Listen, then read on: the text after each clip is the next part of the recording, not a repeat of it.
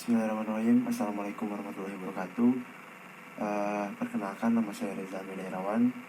Saya dari Sosiologi kelas D semester 5. Di sini saya akan menjawab pertanyaan ujian tengah semester pada mata kuliah Sosiologi Industri yang diampu oleh Bapak Hikmat. Langsung ke pertanyaan dan jawabannya. Yang pertama itu pertanyaannya dalam buku Pak Hikmat bab 1 poin B dan poin C. Poin B ini ada pengertian mengenai sosiologi industri.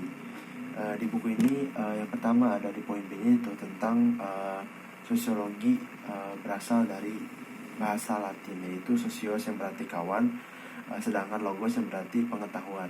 Pada umumnya sosiologi ini dikenal sebagai ilmu berbahasa pengetahuan tentang masyarakat. Jadi di sosiologi ini secara sederhananya ilmu tentang sebuah masyarakat. Lalu adapun pengertian mengenai industri. Industri ini dipahami sebagai sebuah kegiatan ekonomi yang mengolah bahan mentah, bahan baku, barang setengah jadi dan barang jadi menjadi barang yang nilainya lebih tinggi untuk penggunanya. Dari dua definisi tersebut, sosiologi dan industri, maka dapat dipahami bahwa sosiologi industri ini sebagai salah satu cabang ilmu sosiologi yang secara khusus mempelajari struktur sosial di masyarakat, khususnya dalam industri ini.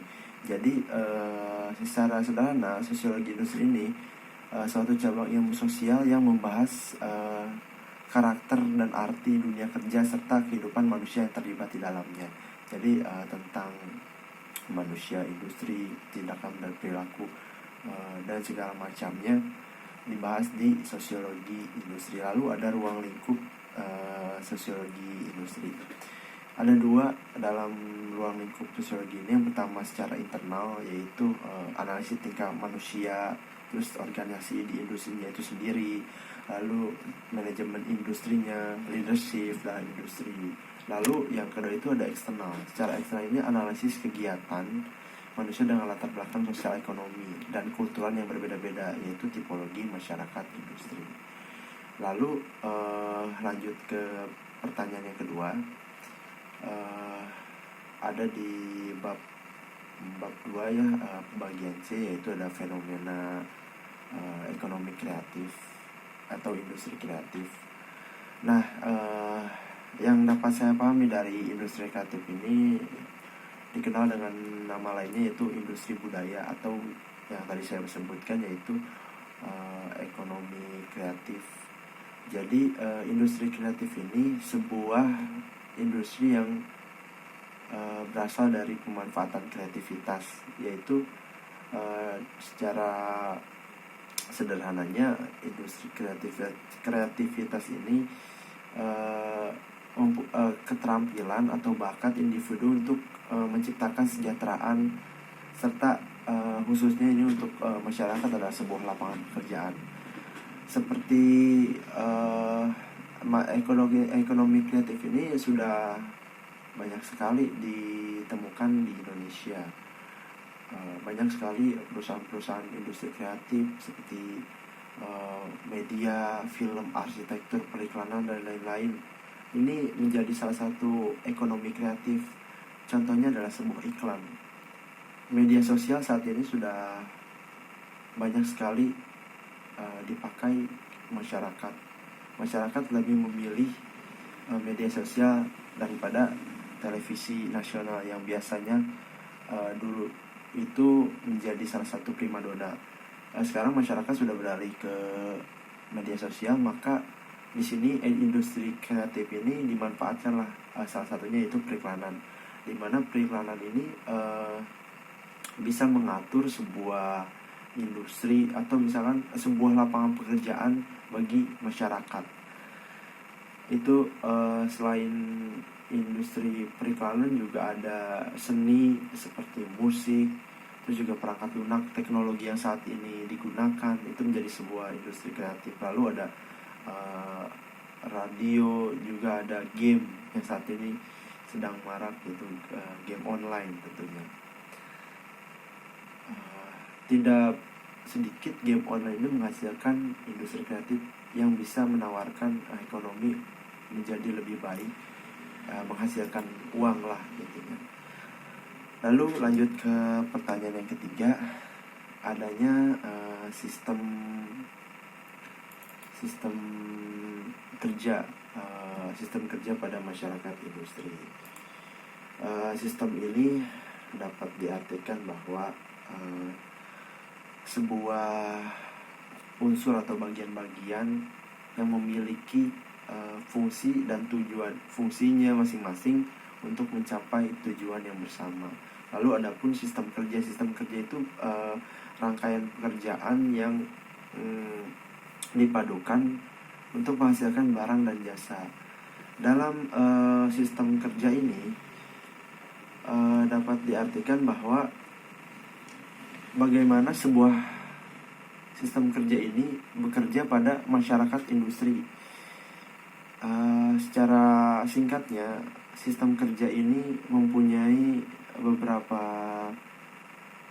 komponen dalam pembentukan sistem kerja.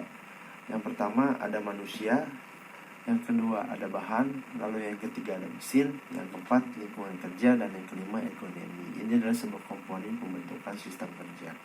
Dalam sebuah sistem kerja juga ada situasi atau lingkungan kerja yang memanfaatkan membantu psikologis para pekerjanya seperti kenyamanan, keamanan, kesehatan, dan lain-lain. Itulah sebuah sistem kerja. Dan juga yang sering dibahas atau ditemui pada masyarakat kita adalah sistem kerja lembur. Kerja lembur ini adalah sebuah sistem kerja. Jadi sistem kerja lembur ini adalah sebuah pekerjaan yang di luar dari jam kerja kita. Misalkan kita harus berada di rumah, tapi kita harus bekerja untuk lembur ini. Lalu bagaimana sih aturan untuk sistem lembur ini? Tentu sistem lembur ini perlu disepakati oleh pekerjanya itu sendiri. Harus ada kesepakatan dari para pekerjanya itu sendiri. Lalu dalam sistem kerja lembur ini tentu ada dampak negatif dan dampak positifnya. Dampak positifnya yang pertama itu para pekerja bisa mendapatkan uang lebih dari hasil dia kerja lembur. Terus yang kedua juga dia mempunyai nilai dari atasannya.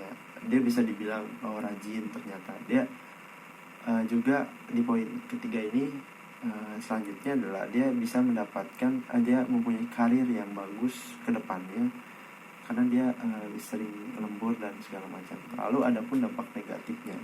Yang pertama, dampak psikologis. Tidak banyak orang atau pekerja yang sering kerja lembur ini mendapati dirinya depresi, bahkan mungkin ada yang bunuh diri. Yang kedua, waktu dengan keluarga ini akan sangat berkurang. Yang seharusnya kita sudah di rumah, ini harus bekerja dan meninggalkan keluarga kita. Nah, ini tentu menjadi salah satu kerugian jika kita ini bekerja lembur secara terus-menerus. Lalu yang ketiga juga ada masalah kesehatan. Tentu fisik manusia dan fisik mesin berbeda. Fisik manusia itu perlu adanya istirahat, perlu adanya recovery diri. Kalau misalkan kita terus-terusan kerja lembur, maka ini akan berdampak serius pada kesehatan kita.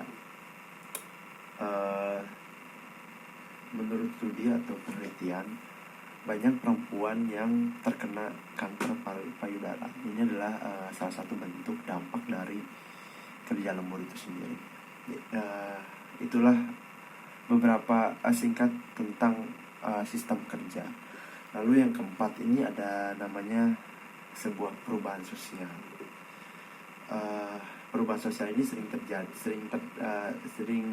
terdengar mungkin dari awal perkuliahan ini selalu mengenai sebuah perubahan sosial. Nah, perubahan sosial ini terjadi akibat adanya interaksi.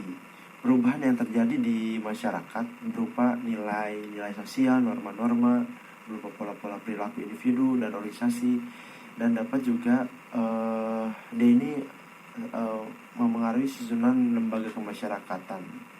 Lalu perubahan sosial ini tidak serta-merta menjadi perubahan yang baik atau ke tahap kemajuan, tetapi juga banyak dijumpai ini perubahan ke tahap kemunduran.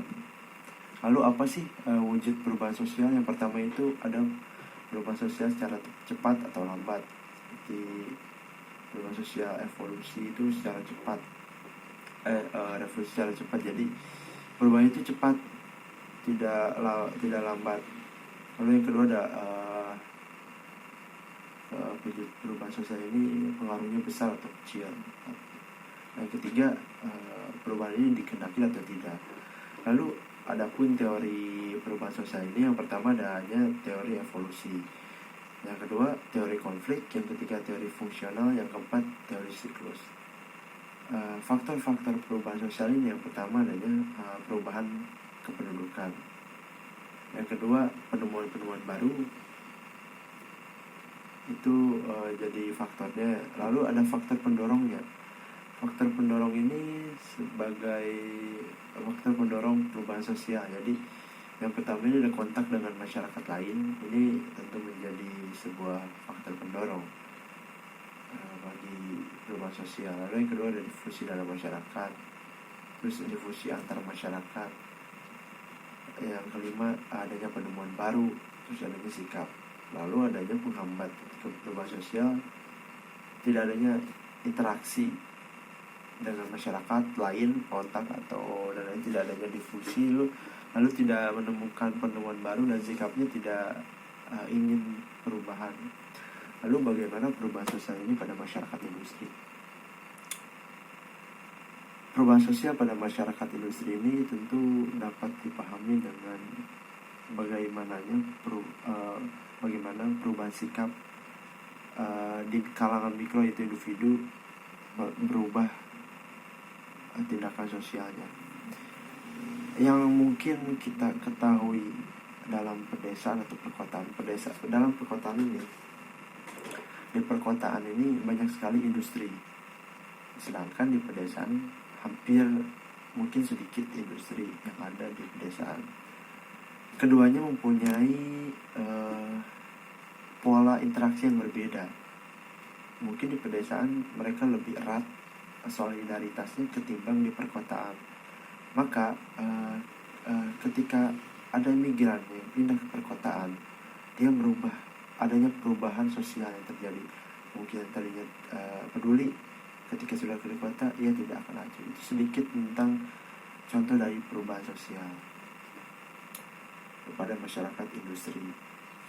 Lalu pertanyaan kelima tentang contoh kasus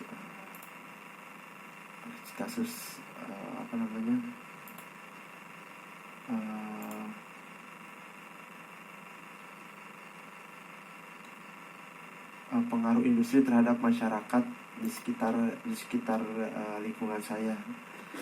Jadi kebetulan di rumah saya ini ada industri, banyak sekali industri di wilayah rumah saya ini, di Kabupaten Bogor, yang ke arah Sukabumi. Di sana itu banyak industri seperti Aqua, Yakul, Mayora dan lain-lain sebagainya. Industri ini mempunyai andil pengaruh terhadap masyarakat. Pengaruh terhadap masyarakat ini yang pertama tentunya lapangan pekerjaan bagi masyarakat. Adanya industri ini menjadi sebuah peluang bagi masyarakat untuk mendapat pekerjaan. Karena adanya industri ini, mereka mungkin mendapatkan pekerjaan dan menjadi tenaga kerja. Lalu perusahaan Aqua ini saya sebut nama perusahaannya, sebuah perusahaan aqua ini secara tidak langsung sebenarnya mempunyai dampak buruk juga. Tadi kan dampak positifnya, dampak buruknya lingkungan sekitarnya menjadi bisa dikatakan tercemar lah karena adanya industri tersebut. Pembuangan limbah dan segala macamnya ini menjadi salah satu pengaruh dampak yang buruk ya bagi lingkungan. Lalu jalan-jalan pun rusak. Jadi karena adanya proses industri ini, kayak misalkan ada mobil truk, karena kan aku itu makin banyaknya pakai truk besar. Jadi ketika truk besar melewati jalan itu, jalannya menjadi rusak dan aktivitas warga pun menjadi terhambat karena rusaknya jalan. Lalu bagaimana sih solusinya?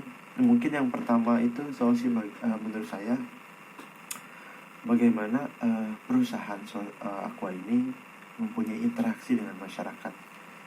Mereka mendengarkan apa keluhan masyarakat tentang mungkin lingkungan yang tercemar atau jalan yang rusak dan lain sebagainya. Ini lebih mendengarkan kepada masyarakat. Juga ya solusi terbaiknya ya mengimplementasikan saran daripada masyarakat itu sendiri. Seperti contohnya jalan yang rusak kalau bisa dibeton, ya itu menjadi tanggung jawab perusahaan. Lalu limbah dari perusahaan itu sendiri bagaimana dikelola dengan baik agar tidak adanya kerugian pada masyarakat di sekitar ya gitu. Pertanyaan dan jawaban dari kelimanya sudah saya jawab dengan singkat padat dan jelas. Terima kasih sudah mendengarkan, dan mohon maaf jika banyak kekurangan dan kesalahan. Assalamualaikum warahmatullahi wabarakatuh.